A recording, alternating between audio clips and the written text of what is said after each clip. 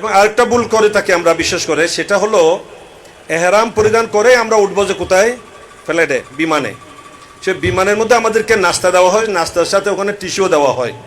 সেই টিস্যুর মধ্যে বিশেষ করে যেটা প্যাকেটবন্দি টিস্যু থাকে সেটা কিন্তু সুগন্ধিময়, সুগন্ধিযুক্ত বীজটা। এখন ওইটা অনেকেই ইউজ করে নেয়।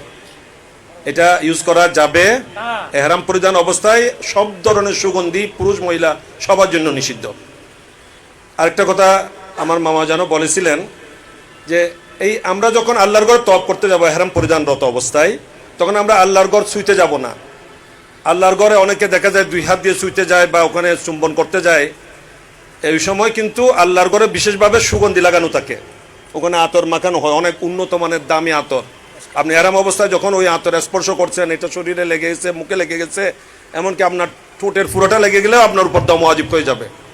তাই এই সময়ে এই কাজগুলো করবেন না। কথাগুলো বুঝে আসছে? এগুলো একটু খেয়াল রাখবেন।